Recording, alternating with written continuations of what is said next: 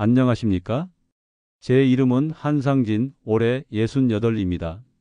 이곳은 대한민국에서 가장 비싼 아파트, 강남 타워 팰리스. 그리고 저는 이곳의 야간 경비원입니다. 불과 5년 전까지만 해도 저는 이런 아파트의 펜트하우스에 살며 수백 명의 직원을 거느리던 건설사 회장이었습니다.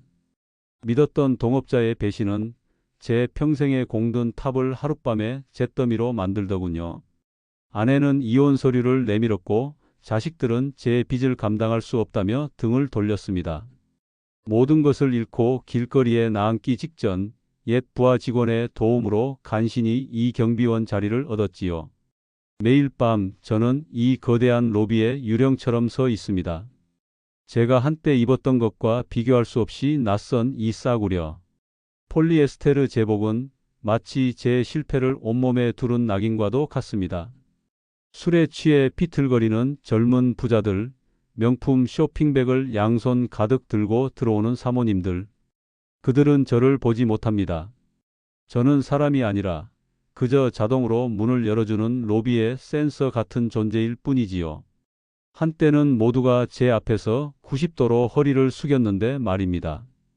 밤마다 저는 이 깊은 무력감과 싸우며 그저 시간이 흘러 동이 트기만을 기다립니다.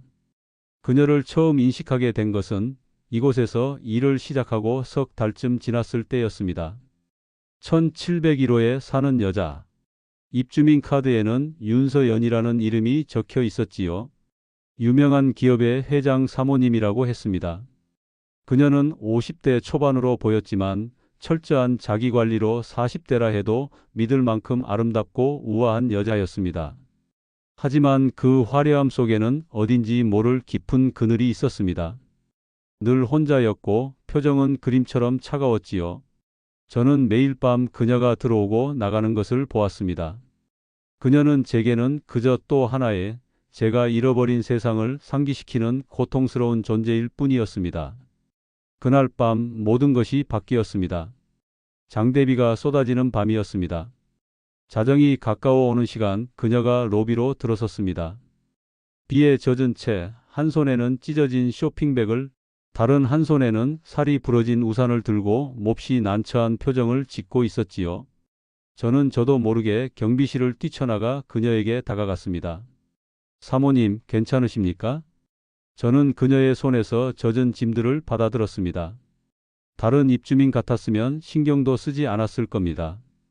하지만 그 순간 그녀의 위태로운 모습에서 과거 제 아내의 그림자를 보았던 것 같습니다. 그녀는 놀란 눈으로 저를 보더니 처음으로 제게 희미한 미소를 보였습니다. 그리고는 아주 나직한 목소리로 말했지요. 감사합니다. 그녀는 엘리베이터를 타기 전 다시 한번 저를 돌아보았습니다. 그리고는 제 인생을 뒤흔든 한마디를 던졌습니다. 아저씨는 다른 분들하고는 눈빛이 다르시네요. 그 말을 남기고 그녀는 엘리베이터 안으로 사라졌습니다. 저는 그 자리에 못 박힌 듯 서서 한참 동안이나 멍하니 있었습니다. 눈빛이 다르더라.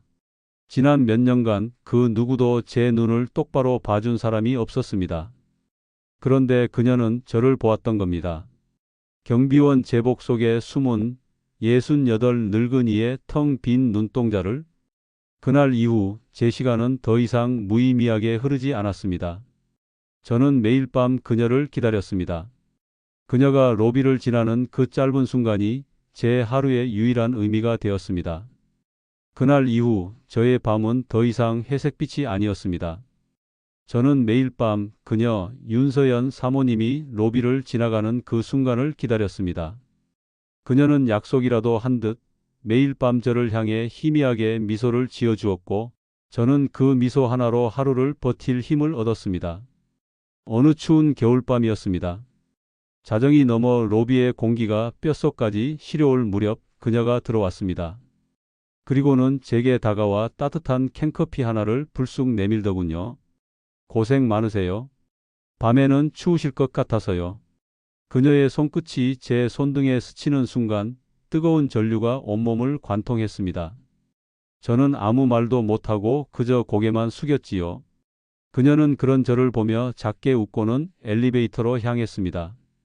저는 식어버릴까 두려워 차마 마시지도 못하고 그 캔커피를 밤새도록 품에 안고 있었습니다. 그녀의 남편인 회장은 거의 집에 들어오지 않았습니다. 늘 해외 출장 중이라고 했지요. 그녀는 그 거대한 성에 혼자 사는 외로운 공주와도 같았습니다. 그리고 저는 그 성을 지키는 이름 없는 기사였지요. 사건은 한 달쯤 더 지났을 때 터졌습니다. 그날따라 유난히 늦은 시간, 새벽 2시가 다 되어 그녀가 들어왔습니다. 비싼 옷은 흐트러져 있었고 얼굴에는 눈물 자국이, 입에서는 짙은 와인 냄새가 풍겼습니다. 그녀는 비틀거리다 로비 한복판에서 그만 발을 헛디디고 말았습니다. 저는 반사적으로 달려가 그녀의 몸을 부축했습니다. 제 품에 안긴 그녀의 몸은 불덩이처럼 뜨거웠습니다. 그녀는 고개를 들어 저를 보았고 그 순간 그녀의 눈빛과 제 눈빛이 허공에서 부딪혔습니다. 그녀의 눈은 젖어 있었고 그 안에는 슬픔과 외로움, 그리고 무언가를 갈망하는 듯한 뜨거운 불꽃이 함께 일렁이고 있었습니다. 죄송합니다, 사모님. 제가 부축해 드리겠습니다. 저는 그녀를 엘리베이터까지 부축했습니다. 그녀는 1701호 버튼을 누르고는 닫히려는 문 사이로 저를 보며 말했습니다. 잠깐 올라와서 차 한 잔만 하고 가실래요? 지금 혼자 들어가면 너무 무서워서요. 그것은 거부할 수 없는 제안이었습니다. 저는 제복을 입은 경비원이라는 본분도, 우리 사이에 넘을 수 없는 계급 차이도 그 순간 모두 잊어버렸습니다. 저는 홀린 듯 엘리베이터에 올라탔습니다. 그녀의 집 1701호는 제가 평생을 바쳐 이루었던 성공의 정점과도 같은 공간이었습니다. 눈부신 대리석 바닥, 한강이 내려다 보이는 거대한 통유리창, 벽에 걸린 값비싼 그림들. 제 싸구려 제복이 이 공간을 더럽히고 있는 것만 같아 숨이 막혔습니다. 그녀는 제게 차 대신 값비싼 와인을 따라 주었습니다. 그리고는 자신의 이야기를 털어놓았지요. 모든 것을 가졌지만 아무도 자신을 사랑해 주지 않는다는 쇼윈도 부부의 삶이 얼마나 공허한지에 대해서. 그녀는 울고 있었지만 저는 그 눈물이 저를 향한 유혹이라는 것을 본능적으로 알 수 있었습니다. 그녀는 와인잔을 내려놓고 제게 다가왔습니다. 그리고 제 거친 손을 자신의 부드러운 두 손으로 감쌌습니다. 아저씨 손 참 따뜻하네요. 평생 이렇게 따뜻한 손은 처음 잡아봐요. 그녀는 제 손을 자신의 뺨으로 가져갔습니다.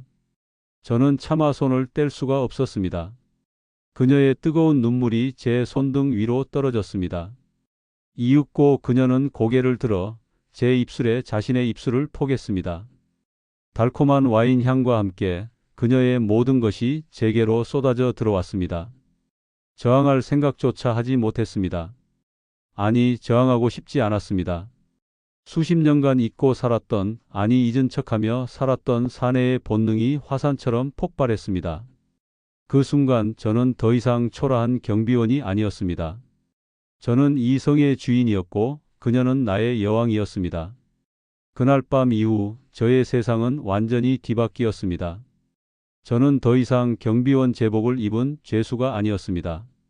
낮에는 로비를 지키는 이름 없는 경비원이었지만 밤이 되면 1701호 펜트하우스의 비밀스러운 주인이 되었지요. 우리의 만남은 아슬아슬한 줄타기와도 같았습니다.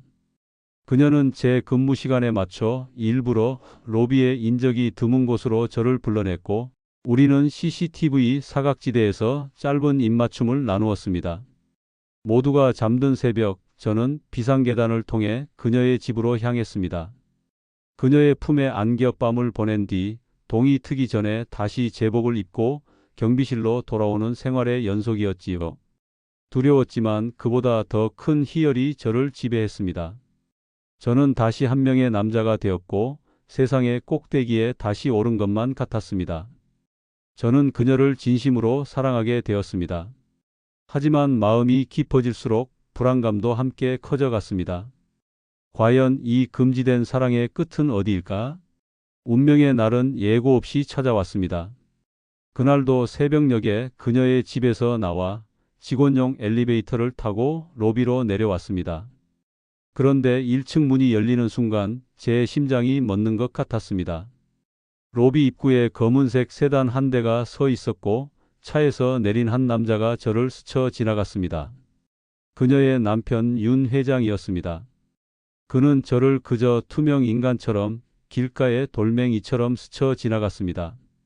그가 저를 본 것은 0.1초도 되지 않았지만 그 짧은 순간에 저는 모든 것을 깨달았습니다. 저는 이 성의 주인이 아니었습니다. 저는 여전히 이 성의 가장 낮은 곳을 지키는 경비원이었고 그는 제가 감히 쳐다볼 수도 없는 진짜 주인이었습니다. 지난 몇 달간의 꿈이 그의 경멸적인 눈빛 한 번에 산산조각 나버렸습니다. 그날 이후 그녀에게서 연락이 오지 않았습니다. 저는 며칠을 지옥 속에서 보냈습니다. 그리고 일주일 뒤 그녀가 지하주차장 구석으로 저를 불렀습니다. 그녀의 얼굴은 하얗게 질려 있었고 제게 차가운 목소리로 말했습니다. 이제 그만해야 할 것 같아요. 남편이 눈치챈 것 같아요. 올 것이 왔구나 싶었지요. 저는 아무 말도 할 수 없었습니다. 그녀는 제게 투툼한 봉투 하나를 건넸습니다. 이건 제 마지막 선물이에요. 이걸로 새롭게 시작하세요. 봉투 안에는 수표 다발이 들어 있었습니다. 자존심이 불타올랐습니다. 나는 당신의 놀이개가 아니었다고 소리치고 싶었지요. 하지만 저는 그 봉투를 거절하지 않았습니다. 이것이 그녀가 사는 세상의 방식이고 제가 이 지옥 같은 곳을 벗어날 유일한 방법이라는 것을 알았기 때문입니다. 고맙습니다, 사모님. 그것이 우리의 마지막 대화였습니다. 저는 그 길로 경비실에 돌아가 제복을 벗어두고 짧은 사직서를 쓴 뒤 타워 팰리스를 떠났습니다. 몇 달의 시간이 흘렀습니다. 저는 그녀가 준 돈으로 작은 쿡밥집을 하나 차렸습니다. 강남의 화려함과는 거리가 먼 시장 구석의 허름한 가게였지요. 하지만 저는 그곳에서 다시 제 인생을 찾았습니다. 새벽마다 육수를 끓이고 땀 흘려 일하고 손님들과 웃으며 이야기를 나눴습니다. 돈은 없었지만 마음은 편안했습니다. 저는 더 이상 누군가의 경비원도 비밀스러운 연인도 아닌 그저 쿡밥집 사장 한상진으로 살아가고 있었습니다. 그러던 어느 날 오후였습니다. 가게 앞 도로에 익숙한 검은색 세단 한 대가 멈춰 섰습니다. 차창이 내려가고 그 안에는 그녀 윤서연 씨가 앉아 있었습니다. 그녀는 제 가게를 그리고 땀에 젖은 채 그릇을 나르는 저를 한참 동안이나 말없이 바라보았습니다. 저도 그녀를 보았습니다. 우리의 눈이 허공에서 마주쳤습니다. 그녀의 눈빛은 슬퍼 보였지만 어딘가 후련해 보이기도 했습니다. 그녀는 저를 향해 아주 희미하게 거의 알아볼 수 없을 정도로 작게 고개를 끄덕였습니다. 저도 모르게 저 역시 그녀를 향해 고개를 살짝 끄덕였습니다. 차는 곧 미끄러지듯 떠났습니다. 저는 그 차가 사라진 곳을 한참 바라보다 다시 가게 안으로 들어와 행주를 들었습니다. 그녀와의 사랑은 죄였고 한여름밤의 꿈이었습니다. 하지만 저는 그녀를 원망하지 않습니다. 그녀는 제게서 많은 것을 앗아갔지만 돈으로는 살 수 없는 가장 소중한 것을 돌려주었으니까요. 바로 나 자신으로 다시 살아갈 용기를 말입니다.